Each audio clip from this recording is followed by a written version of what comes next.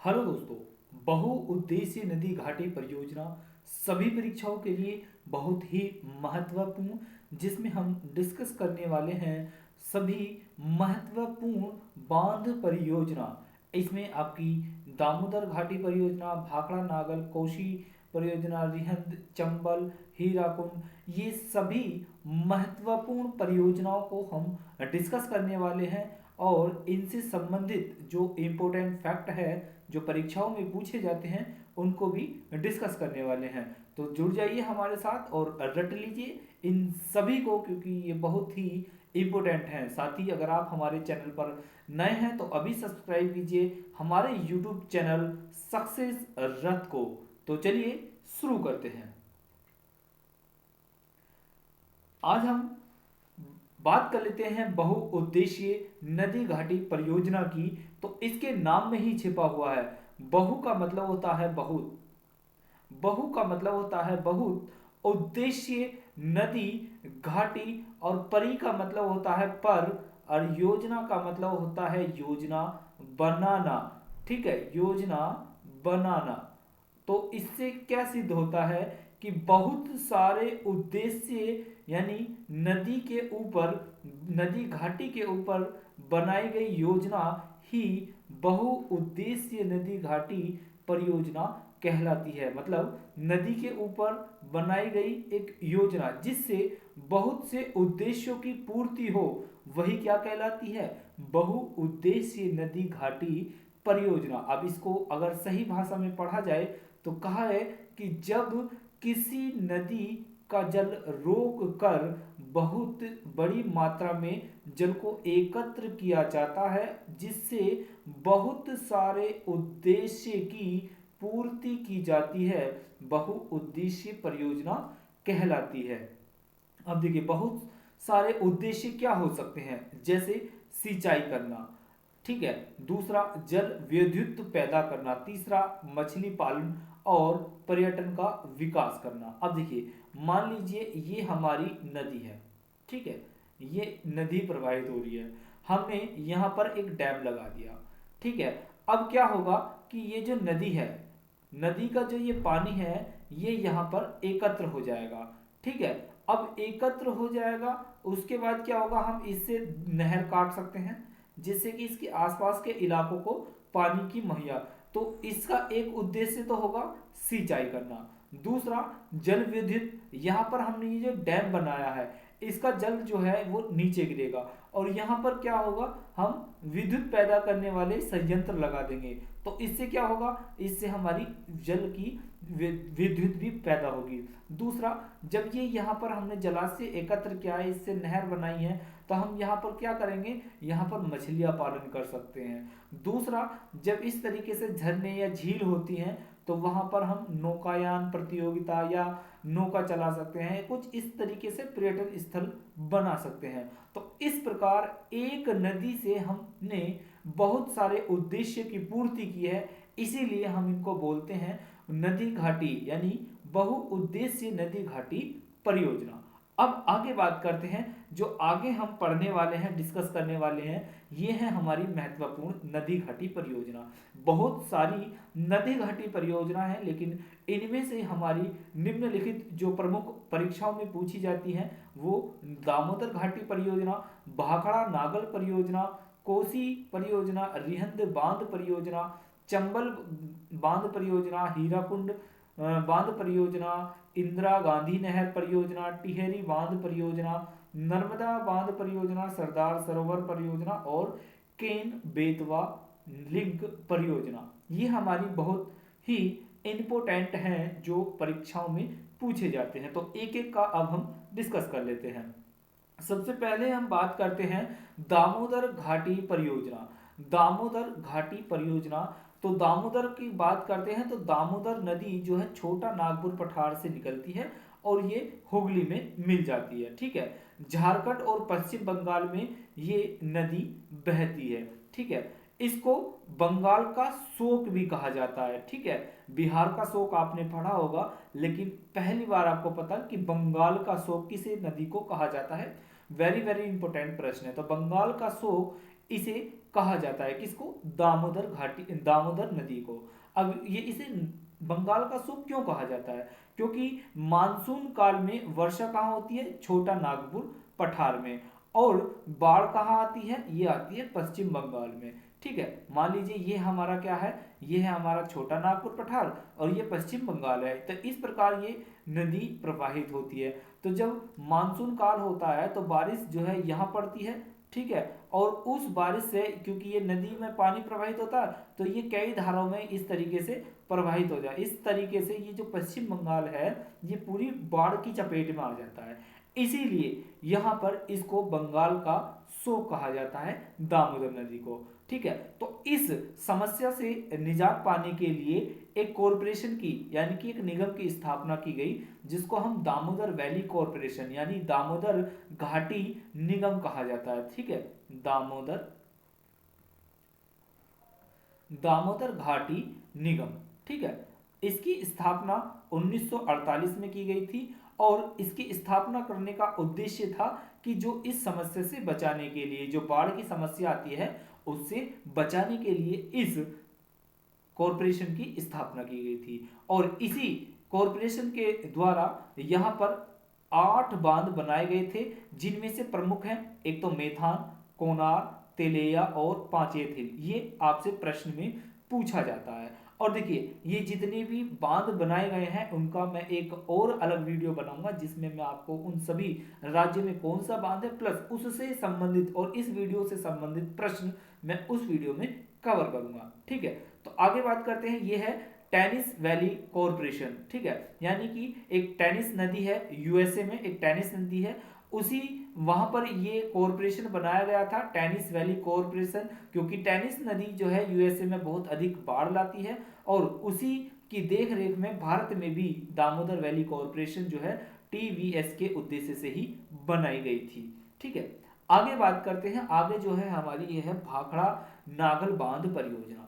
ठीक है, भाखड़ नागल बांध परियोजना की अगर हम बात करते हैं तो देखिए, भाखड़ नागल बांध ये दो हैं, भाखड़ और नागल। जब भाखड़ की बात करते हैं तो ये हमारा हिमाचल प्रदेश में है और नागल हमारा पंजाब में है। ठीक है, तो बांध परियोजना इन दोनों स्थानों पर, ये दो स्थान है वहां पर ये बांध बनाया गया है, भाखड़ नागल परियोजना। ठीक है, जो कि पंजाब। ठीक है, और इस पर जो बांध बनाया गया है, झील है, वो है गोविंद सागर झील, जो कि कहां पर है? हिमाचल प्रदेश में। देखिए, ये है हमारी नदी। ठीक है, यहाँ है हमारा पंजाब और यहाँ है हमारा हिमाचल प्रदेश। ठीक है, तो यहाँ पर क्या होगा हमारा?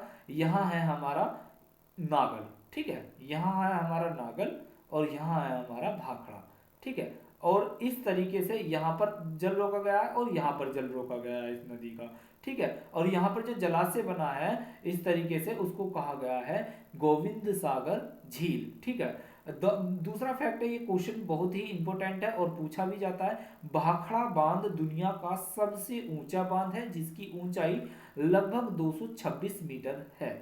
ठीक है, भाखड़ा नागल बांध परियोजना जो है वो 3 राज्यों की संयुक्त परियोजना है। अब संयुक्त परियोजना का मतलब होता है कि उनमें तीनों की हिस्सेदारी है। कौन कौन है? हरियाणा, पंजाब और राजस्थान। जबकि जो लाभान्वित राज्य हैं जिनको इसका लाभ मिलता है वो है आपका पंजाब, हरियाणा, राजस्थान, हिमाचल प्रदेश और दिल्ली। देखिए, इस परियोजना का जो जल विद्युत परियोजना होती है, इसमें जो विद्युत बनती है उसकी दिल्ली तक उसकी जल विद्युत परियोजना का लाभ मिलता है। ठीक है, अब बात करते हैं हम आगे।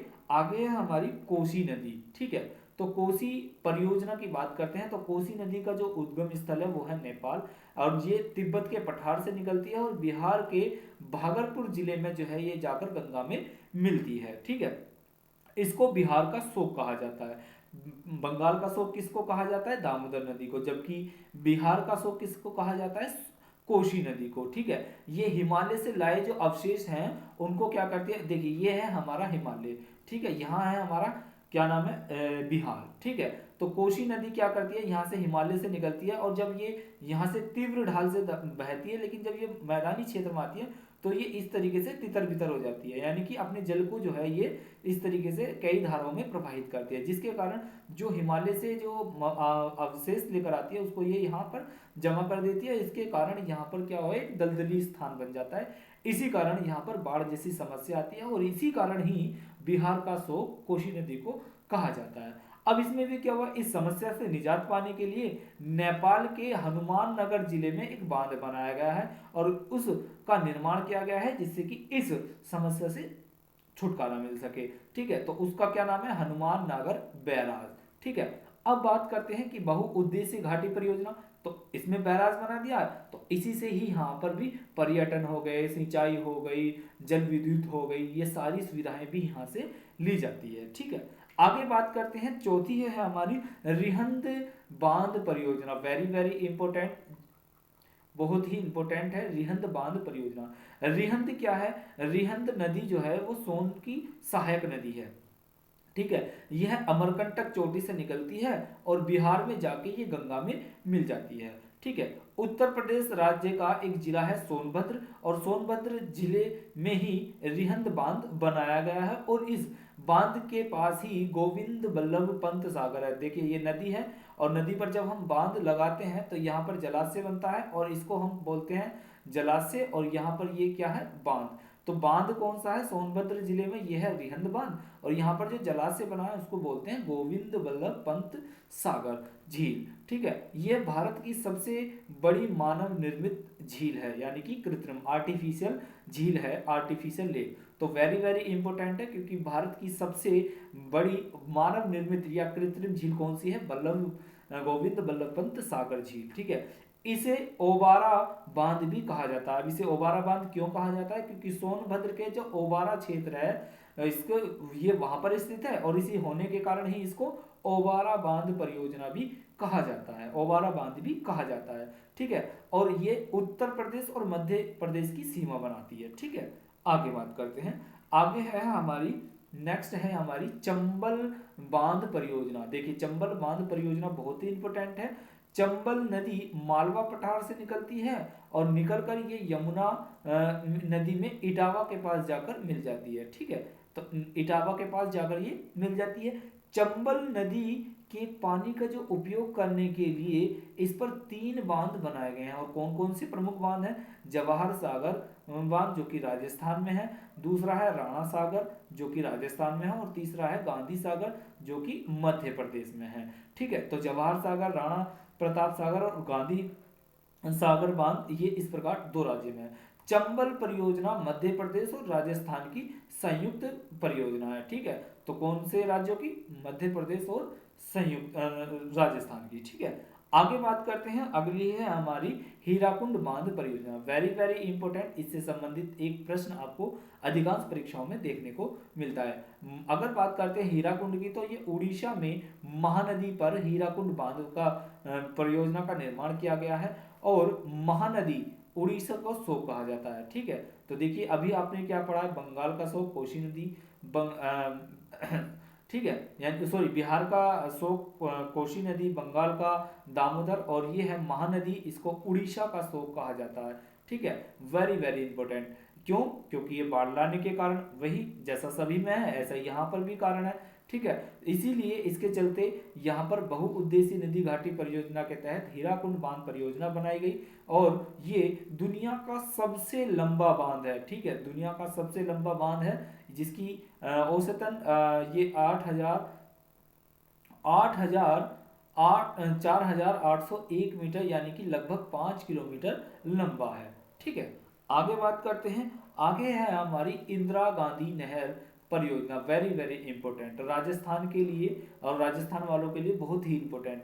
इंदिरा गांधी नहर विश्व की सबसे बड़ी नहर प्रणाली है, और इसका जो उद्देश्य की अगर बात करते हैं तो इसका उद्देश्य मेन ये था कि राजस्थान के जो पश्चिमी जिले हैं उनको पानी की उपलब्धता सुनिश्चित करना। अब पश्चिमी जिले कौन कौन से हैं, गंगानगर, बीकानेर, जैसलमेर, बाड़मेर आदि, ये क्या है, राजस्थान के पश्चिमी जिले। और इंदिरा गांधी नहर के चलते ही गंगा नहर, बीकानेर, जैसलमेर, बाड़मेर आदि राज्यों में जल की उपलब्धता कराई गई है। ठीक है, जिसके चलते वहां पर जो है और भी खेती की जा सकती है। ठीक है, अब बात करते हैं पंजाब नदी, जो है पंजाब में सतलज नदी और व्यास नदी, इन दोनों के संगम पर कपूरथला के निकट हैरी के बैराज बांध बनाया गया है।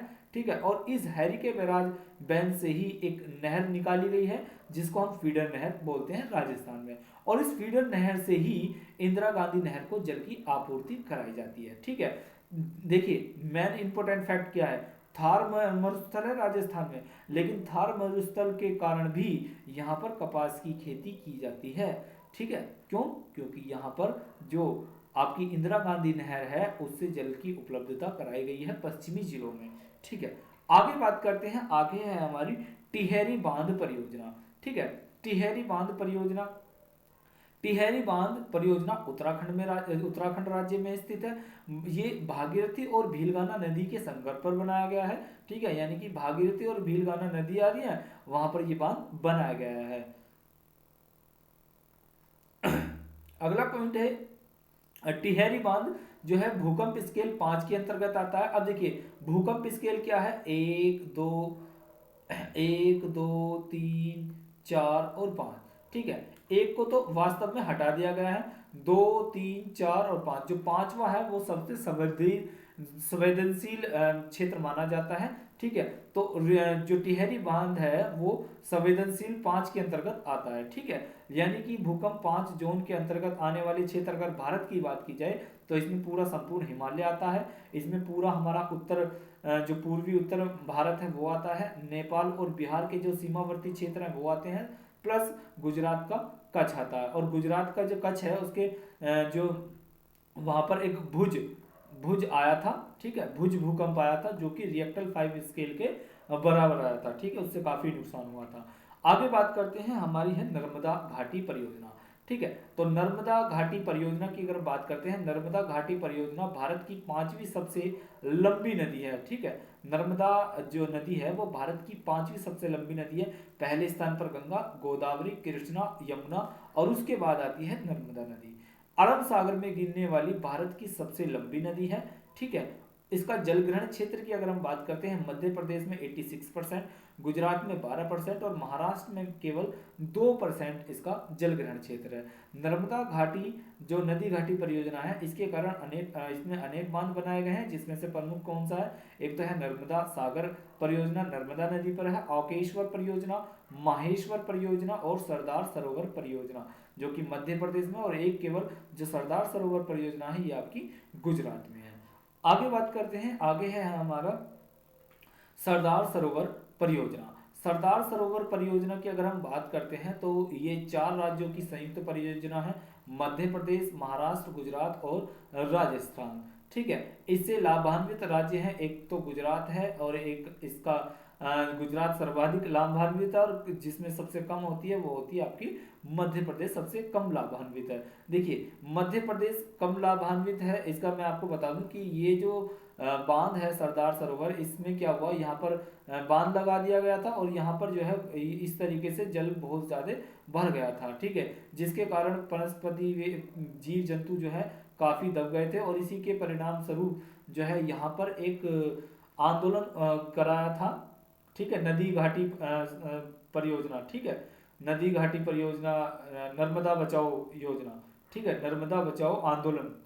ठीक है, उसको शुरू किया गया था, वो इसी के लिए किया गया था क्योंकि यहाँ पर बहुत ज़्यादा हानि हो रही थी। उसके बाद हम बात करते हैं आगे केन बेतवा लिंक परियोजना, सबसे महत्वाकांक्षी और सबसे इंपॉर्टेंट योजना है केन बेतवा लिंक परियोजना। देखिए केन और बेतवा नदी दोनों यमुना की सहायक नदी है, दोनों नदियों को जोड़कर इन दोनों नदियों के क्षेत्र के जल को उपलब्धता कराई जा सकती है और सूखे तथा बाढ़ जैसी समस्याओं से निजात मिल सकती है।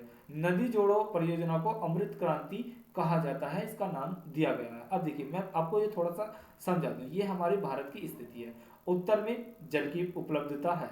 ठीक है, उत्तर में जल की उपलब्धता है। ठीक है, अगर इधर बात करते हैं तो राजस्थान का क्षेत्र है, यहाँ पर कमी है। ठीक है, अगर भारत में देखते हैं तब पठारी भाग है तो यहाँ पर भी जल की कमी है, यहाँ पर पूरी मात्रा है क्योंकि यहाँ पर बाढ़ और भूकंप आते रहते हैं समुद्र में, तो यहाँ पर भी जो है क्या है, यहाँ की जल की उपलब्धता है। अब देखिए ये क्या होगा, यहाँ पर चंबल सिंध बेतवा केन टोनसोन नदी है, तो ये मान लीजिए ये केन है और ये बेतवा है और ये केन नदी है। ठीक है, इसको क्या किया है, इनको आपस में जोड़ दिया गया है, इसका पानी इधर, इसका पानी इधर और इसका पानी इधर। अब इससे क्या होगा, मान लीजिए ये सूखाग्रस्त क्षेत्र है और यहाँ पर ये जल वाला, तो इसका पानी इधर आ गया और यहाँ पर कोई नदी है तो इसका पानी इधर चला गया। तो इस प्रकार इसका जो क्षेत्र होगा, इन दोनों के बीच का जो क्षेत्र होगा, उनको जल की मात्रा उपलब्ध हो जाएगी, जिससे यहाँ पर सूखे की स्थिति पर निजात मिल जाएगी और सभी को पर्याप्त जल की उपलब्धता हो जाएगी। तो केन बेतवा लिंक परियोजना को इसीलिए अमृत क्रांति का नाम दिया गया है। ठीक है, इस पर काम किया जा रहा है और ये बहुत जल्दी ही बहुत महत्वाकांक्षी परियोजना रहने वाली है। तो दोस्तों ये थी कुछ महत्वपूर्ण परियोजना। आपको ये वीडियो कैसा लगा? Thanks for watching this video के कमेंट में कमेंट कीजिए कि आपको कैसा लगा। और साथ ही अगर आप हमारे चैनल पर नए हैं तो अभी सब्सक्राइब कीजिए हमारे यूट्यूब चैनल सक्सेस रथ को, और आप हमें अन्य सोशल साइट प्लेटफॉर्म पर भी मिल सकते हैं। साथ ही साथ मैं अगली वीडियो में इससे संबंधित जो राज्य में कौन कौन सी परियोजना है और उससे संबंधित कम से कम 50 से 60 प्रश्न आपके लिए लेकर आऊंगा। तो उसका लिंक मैं आपको डिस्क्रिप्शन में दे दूंगा और इसके आई बटन में भी इसको लगा दूंगा जिससे आपको सुविधा हो। Thank you.